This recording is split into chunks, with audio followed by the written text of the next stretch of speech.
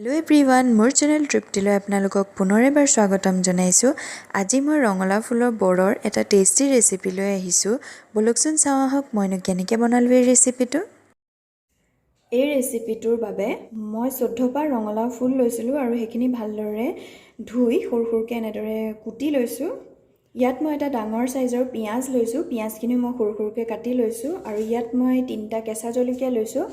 কেঁচা জলকীয়াখিনিও সৰু সৰুকৈ কাটি লৈছোঁ আৰু এইফালে মই সৰু চামুচৰ 6 চামুচমানৰ সমান বেচন লৈছোঁ আৰু এইফালে মই সৰু চামুচৰ 2 চামুচ কৰ্ণফ্ল'ৰ লৈছোঁ। কৰ্ণফ্ল'ৰটো অপচনেল হয়, থাকিলে দিব, নাথাকিলে নালাগে।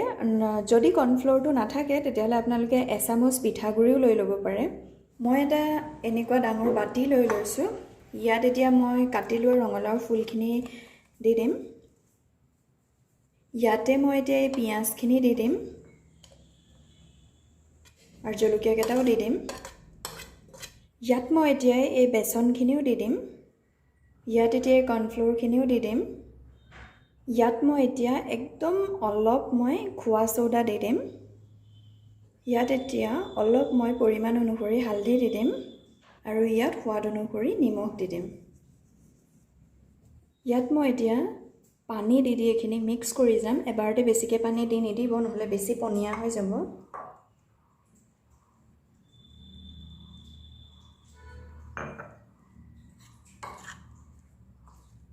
মোৰ এইখিনি মিক্স কৰি হৈ গ'ল। মই ইমানটোৱে পনীয়া ৰাখিছোঁ।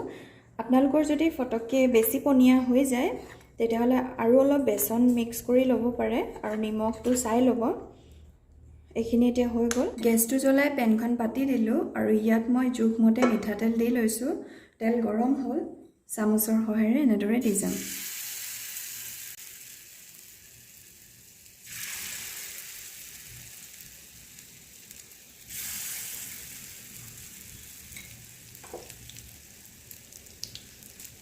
আৰু এইখিনি সময়তে মই গেছটো সিম কৰি দিম, নহ'লে ফটককৈ জ্বলি যাব পাৰে।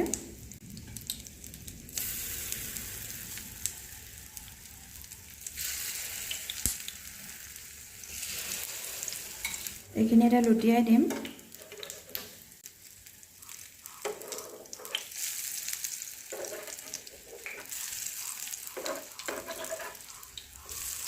এয়া আমাৰ ৰঙালাও ফুলৰ বৰ ভাজি ৰেডি হৈ গ'ল। এইখিনি মই এতিয়া কাঢ়ি ল'ম।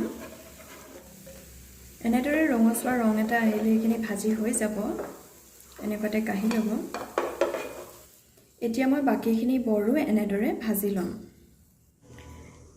এয়া আমাৰ ৰঙালাও ফুলৰ বৰা বনাই ৰেডি হৈ গ'ল। আপোনালোকে এনেদৰে যদি ট্ৰাই কৰা নাই এবাৰ ট্ৰাই কৰি চাব, খাবলৈ বহুত টেষ্টি হয়।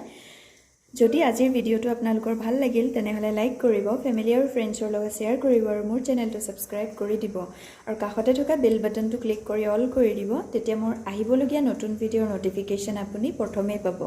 আৰু ভিডিঅ'টো শেষলৈকে চোৱাৰ বাবে ধন্যবাদ।